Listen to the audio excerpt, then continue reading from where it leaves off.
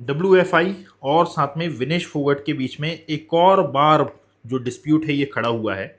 असल में WFI का फुल फॉर्म है wrestling federation of India.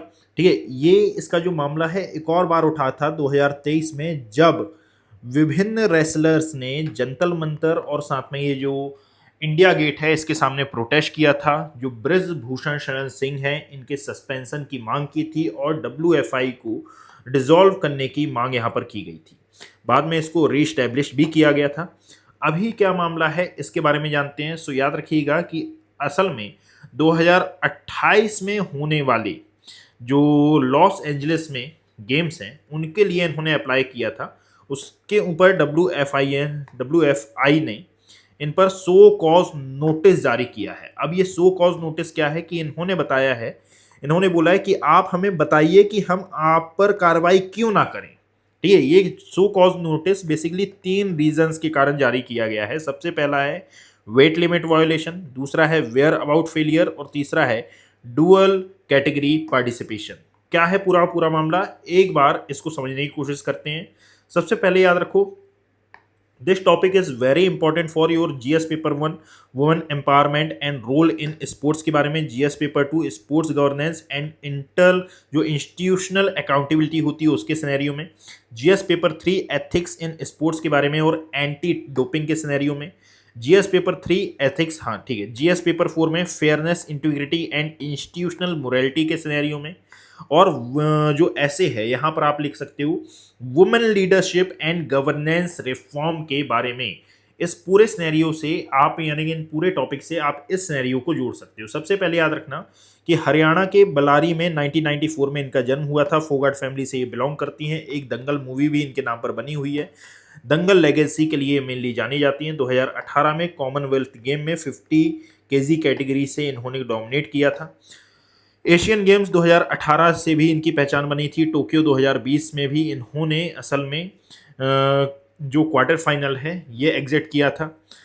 Paris Olympic 2024 में ये विवादों में आई थी। क्यों? तो इसका एक मेन कारण ये है कि 50 केजी कैटेगरी से ये अपना जो कंपटीशन है ये खेल रही थी। असल में यदि आप वुमेन रेसलिंग में देखोगे तो 3 कैटेगरी होती हैं, एक है 50, एक है 53 and the third one is 57 KG category. याद रखना ये कैटेगरी वो है कि 10 ग्राम का अंतर भी नहीं आना चाहिए। इंटरनेशनल स्पोर्ट्स में ये 10 ग्राम का अंतर भी बहुत ज़्यादा नेग्लिजिबल हो, बहुत ज़्यादा मायने रखता है। इसीलिए इंटरनेशनल लेवल पर जो पढ़े लिखे डाइटिशियन हैं उनकी रखवाली में इनका खाना पीना होता है। याद रखना तमाम स्पोर्ट्समैन का। और मैं सही बताऊं तो इसमें इंडिया बहुत ज़्यादा वीक है। इसीलिए इंडिया में आप देखेंगे कि जितने भी स्पोर्ट्समैन, जितने भी स्पोर्ट्स होते हैं उसमें हम अच्छा परफॉर्म नहीं कर पाते। ठीक है, क्यों? क्योंकि हमारे यहाँ स्पोर्ट्स पर जो पैसा है ये बहुत कम खर्च किया जाता है। असल में विनेश 50 केजी कैटेगरी से compete कर रही थी, लेकिन इनका जो वेट है ये तय सीमा से 100 ग्राम ज़्यादा था। दैट इज वाई इनको डिसक्वालीफाई कर दिया गया। फाइनल तक पहुंचने के बाद भी इंडियन वुमेन रेसलिंग में एक हिस्टोरिक फर्स्ट होना था और यहाँ पर याद रखो डिसक्वालीफाई होना ये बहुत ज़्यादा दुखद घटना थी। उस टाइम यदि आपको ध्यान हो तो पूरे भारत ने इसका शोक बनाया था कि भाई 100 ग्राम आप जरा सोच रहे हैं, यानी कि ये वही बात हो गई है कि 0.5 मार्क्स से किसी एग्जाम को क्वालिफाई करने से रह जाना। जो जितनी इंपॉर्टेंस आपके लिए यूपीएससी की उतनी ही इंपॉर्टेंस आप देखोगे विनेश फोगट के जीवन में ये उतनी ही बड़ी घटना थी। असल में एक और विवाद हुआ था 2023 में, जब जनवरी 2023 में जो रेसलर्स हैं इन्होंने आरोप लगाया था किस पर, तो जो ये WFI यानी कि रेसलर फेडरेशन ऑफ इंडिया के जो अध्यक्ष थे ब्रिजभूषण शरण सिंह, इन पर आरोप लगा था सेक्सुअल हरासमेंट का। ये और कुछ मांगे इन्होंने उठाई थी कि भाई सबसे पहले तो ये जो WFI चीफ हैं इनको अरेस्ट किया जाए, WFI को डिसॉल्व किया जाए, यानी कि जब तक इंडिपेंडेंट इंक्वायरी नहीं होती है तब तक इस फेडरेशन को तत्काल निलंबित किया जाए और जो एथलीट सेफ्टी पॉलिसी हैं इनका ध्यान रखा जाए। हमारे यहाँ कई मूवीज में ये कहा जाता है ना सिनेमा समाज का दर्पण है, बिल्कुल सही है ये बात, क्योंकि हमारे यहाँ कई मूवीज में ये बताया गया है कि स्पोर्ट्स पर्सन का और मेनली वुमेन स्पोर्ट्स पर्सन का सेक्सुअल हरासमेंट बहुत ज्यादा होता है। मैं आपको सही बताऊं कि ऐसी कई खबरें सामने नहीं आ पाती हैं, बट हाँ ये होता जरूर है। ठीक उसी प्रकार से जैसे हमारे देश में रेपिस्ट तो बहुत ज्यादा हैं, बट ये खुलकर कई रेपिस्ट ऐसे होते हैं जो अपराध कर देते हैं, बट उनके खिलाफ किसी भी प्रकार की इंक्वायरी नहीं होती। सो याद रखना, जनवरी 2023 में यदि आप देखेंगे तो जंतर मंतर पर ये प्रोटेस्ट हुए थे। यहाँ पर विनेश फोगाट, साक्षी मलिक, बजरंग पूनिया जैसे तमाम प्रकार की बड़े बड़े रेसलर्स ने इसमें पार्टिसिपेट किया था। फरवरी 2023 में गवर्नमेंट ने जांच समिति बनाने का वादा किया था। अप्रैल 2023 में जो परसीव्ड इनेक्शन है, इसके बाद में प्रोटेस्ट फिर से शुरू हुआ था। और मई 2023 में जब ये न्यू पार्लियामेंट पर मार्च करने के लिए जा रहे थे तो वहां पर इनको रोक लिया गया था और कई रेसलर्स को यहाँ पर अरेस्ट कर लिया गया था। याद रखना कि असल में ये जो WFI है ये किसके अंडर में आती है, तो ये अंडर में आती है यूनाइटेड वर्ल्ड रेसलिंग के अंतर्गत। असल में याद रखो कि जो एथलीट और कोचेस होते हैं, जैसे आपने पटियाला में नाम सुना होगा कि पटियाला में जो नेशनल स्पोर्ट्स एकेडमी है, NSA इसको कहा जाता है, यहाँ पर तमाम प्रकार के जो स्पोर्ट्स पर्सन हैं ये ट्रेंड होते हैं। सो यहाँ पर एथलीट और जो कोचेस हैं ये रहते हैं। ये अंडर आते हैं किसके, किसी ना किसी एसोसिएशन के, जिस भी स्पोर्ट्स से आप बिलोंग करते हैं। सो यहाँ पर यदि हम रेसलिंग की बात करें तो हर एक स्टेट का स्टेट रेसलिंग एसोसिएशन होता है। सो 28 स्टेट के 28 रेसलिंग एसोसिएशन ये अंडर काम करते हैं किसके, WFI के, यानी कि रेसलिंग फेडरेशन ऑफ इंडिया के। और wrestling federation of India under आता है UWW के।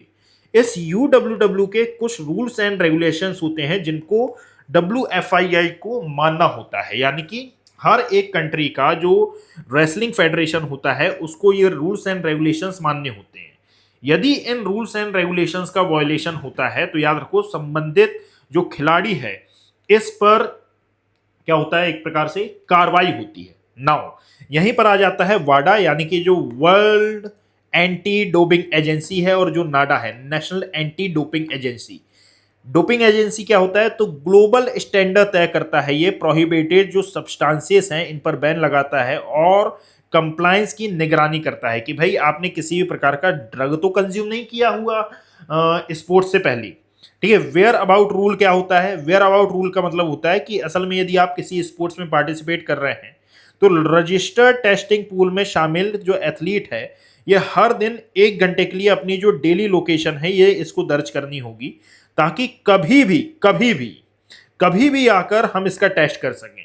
ठीक है। यदि ये फेलियर होता है तो इसको मिस टेस्ट माना जाता है, यानी कि यदि मान लीजिए आपने अपनी लोकेशन नहीं बताई है तो ये एक प्रकार का फेलियर है और आपसे क्वेश्चन आंसर मांगा जाएगा कि आपने अपनी लोकेशन क्यों नहीं बताई। 3 स्ट्राइक रूल क्या है कि 12 महीने में यदि 3 बार वेयर अबाउट फेलियर आपका हुआ है तो ये एंटी डोपिंग रूल वायोलेशन माना जाएगा और एक्चुअल डोपिंग हो या ना हो आप पर डोपिंग चार्जेस लग जाएंगे। बात समझे।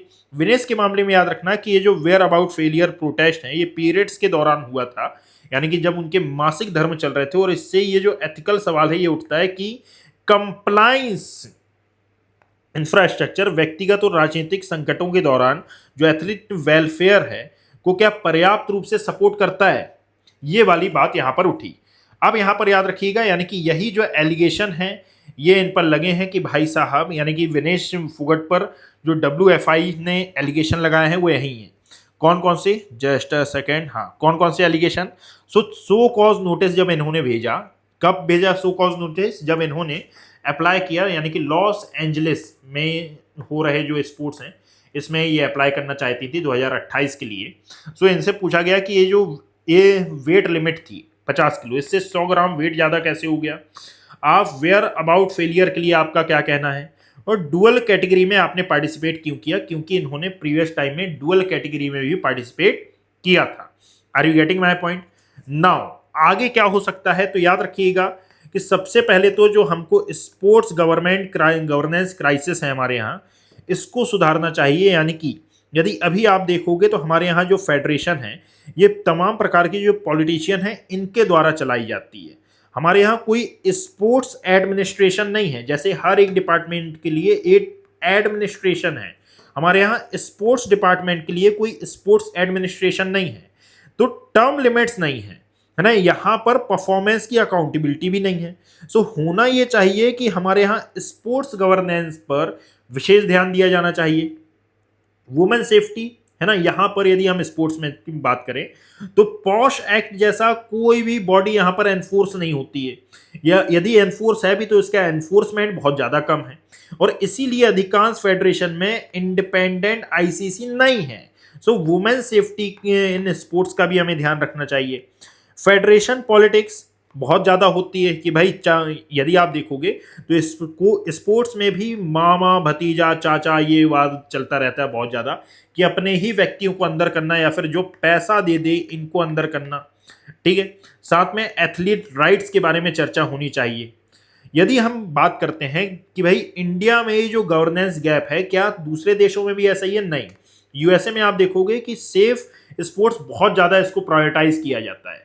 इंडिया में इवन जब आप जीडीपी देखते हो, जब आप इकोनॉमी देखते हो, तो यहाँ पर जो स्पोर्ट्स है उसको उतना ज़्यादा सपोर्ट नहीं किया जाता। इवन हमारे यहाँ तो एक कंसेप्ट भी चलता है कि खेलोगे कूदोगे तो बनोगे गंवार, पढ़ोगे लिखोगे तो बनोगे नवाब। अरे नहीं भाई, आज का समय बदल गया है। हो सकता है कि कोई बच्चा स्पोर्ट्स में अच्छा कर जाए। सो यूएसए, ऑस्ट्रेलिया, यूके, ये वो कंट्रीज हैं जो कि स्पोर्ट्स को बहुत ज़्यादा सपोर्ट करती हैं।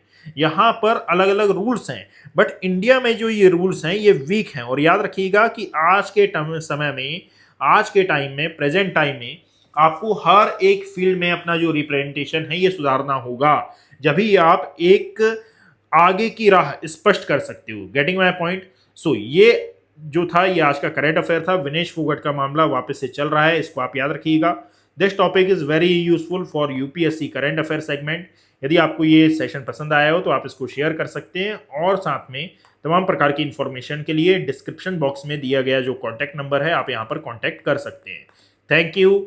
Have a